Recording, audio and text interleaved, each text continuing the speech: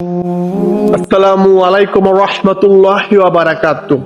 চোখে জল চলে আসার মতো একটি হাদিস। যদি আপনার ভিতর বিন্দু পরিমাণও ঈমান থাকে, হাদিসটি শোনার পরে আপনার অজান্তে চোখ দিয়ে জল চলে আসবে। যে ব্যক্তি একে অপরকে সালাম দেয় ও সালামের জবাব দেয়, আল্লাহ সুবহানাহু ওয়া তাআলা তাদের প্রতি শান্তি বর্ষণ করে। আর যে ব্যক্তি ওই একদিন 40 জন ব্যক্তিকে সালাম দিল, ওই দিন যদি সে মৃত্যুবরণ করে, তার জন্য জান্নাত ওয়াজিব হয়ে যাবে। তাই আমরা বেশি থেকে বেশি একে অপরকে সালাম দেব। রাসূল পাক করিম সাল্লাল্লাহু আলাইহি ওয়াসাল্লাম আপনাকে আমাকে কতটা ভালোবাসেন। ওই 1400 খ্রিস্টাব্দ বছর আগে যখন নিঝুম অন্ধকার রাতে মদিনাতে সবাই ঘুমিয়ে পড়তেন, আমার নবীজি নিঝুম অন্ধকার রাতে উঠে তাহাজ্জুদের নামাজ শেষ করে আপনার জন্য আমার জন্য কান্না করতেন।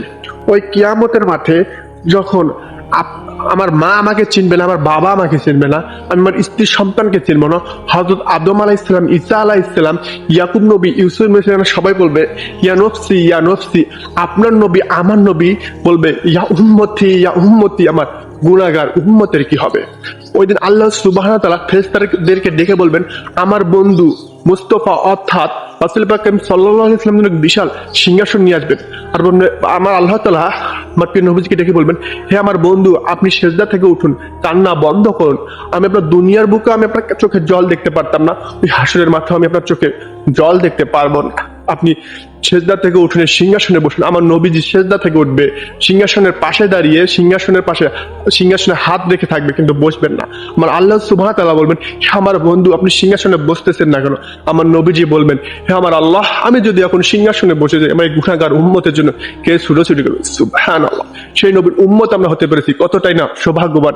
একটাবার আপনি ভেবে দেখুন, আল্লাহ সুবহানাহু ওয়া তাআলা যদি আমাকে আদম আলাইহিস সালাম, ঈসা আলাইহিস সালাম, ইয়াকুব নবী, ইউসুফ নবী যদি উম্মত হিসেবে প্রেরণ করতেন, ওই হাসরের মাঠে আমাদের নবীজি আমাদেরকে ভুলে যেতেন।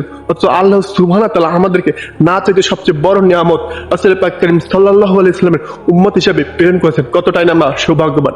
আপনি যদি আমার নবীজির উম্মত হয়ে খুশি হয়ে থাকেন, দয়াপূর্বক কমেন্ট বক্সে না হলেও মনে মনে আমার নবীজির উপর একবার দরুদ শরীফ পাঠ করুন। যে ব্যক্তি আমার নবীজির উপর বেশি থেকে বেশি দরুদ শরীফ পাঠ করবে, হাসরের মাঠে ওই ব্যক্তি আমার নবীজির ততটাই কাছে থাকবে, এবং কি রাসূল পাক করিম সাল্লাল্লাহু আলাইহি ওয়াসাল্লাম ওই ব্যক্তির জন্য আল্লাহর দরবারে বিশেষভাবে সুপারিশ করবে। আল্লাহ সুবহানাহু ওয়া তাআলা আমাদেরকে, আপনাকে রাসূল পাক করিম সাল্লাল্লাহু আলাইহি ওয়াসাল্লামের আদর্শ উম্মত হওয়ার তৌফিক দান করুন। আমাদের প্রিয় নবীজির আদর্শ এবং আমার নবীজির সুন্নতের উপর জীবন গড়ার তৌফিক দান করুক। আমিন।